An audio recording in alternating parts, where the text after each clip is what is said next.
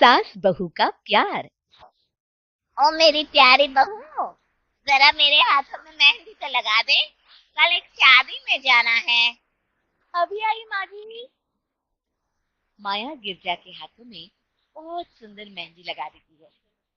मैं वारी जवान, ऐसी गुणवान बहू मिली है मुझे। अरे मुझे भी तो इतनी प्यारी सास मिली है। दोनों हंसने लगती है।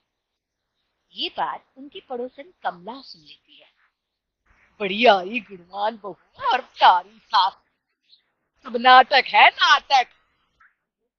कमला स्वभाव से बहुत तेज होती है। उसकी अपनी बहू से बिल्कुल नहीं बनती, इसीलिए वो गिरजा से जलती है। अगले दिन मंदिर में, अरे गिरजा बहन, आज शाम मंदिर में कीर्तन का प्रोग्राम है, आप आएंगी ना? हाँ हाँ जरूर। वही तो, कम से कम इसी बहाने इन बहुओं से छुटकारा तो मिलेगा। कैसी बातें कर रही हो कमला, मेरी बहू तो साथ आएगी। अरे माया कितने अच्छे भजन गाती है, तुमने नहीं सुना? हाँ हाँ, ठीक ही गाती है। मैं तो रोज शाम को माया से भजन सुन के ही सोती हूँ। हाँ हाँ, अब मैं चलती हूँ, मुझे देर हो रही है। शाम को मंदिर में, वाह माया बिटिया, आज तुम्हारा भजन सुन के तो मन खुश हो गया। धन्यवाद पंडित जी। माँ जी चाहती थी कि मैं आऊं, इसीलिए मुझे आज यहाँ गाने का मौका मिला। भाई धन्य हो गिरजा, इतनी प्यारी बहू मिली है तुम्हें। वो तो है पंडित जी। कमला दूर खड़ी सब सुन रही होती है। इनका प्यार तो अब मैं निकालती हूँ। अगले दिन कमला छत से माया को आवाज लगाती है।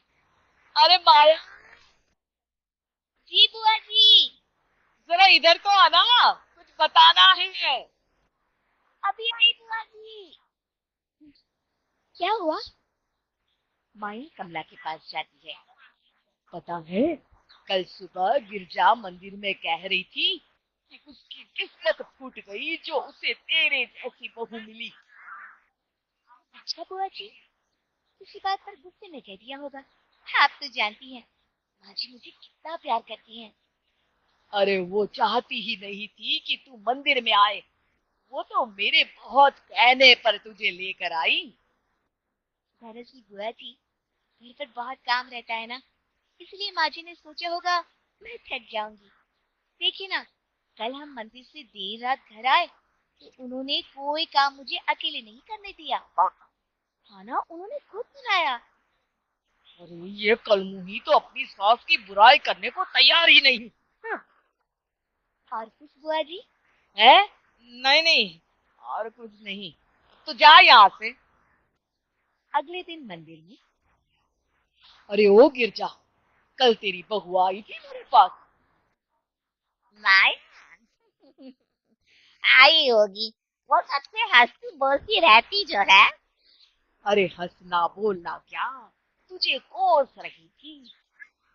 ऐसा हो ही नहीं सकता, तुझे सुनने में कोई गलती हुई होगी। कसम से गिर जाओ, वो कह रही थी मुझे तो मेरी सास ने नौकर समझ लिया है। दिन भर घर का काम करती रहती हूँ मैं, और मेरी सास आराम करती है।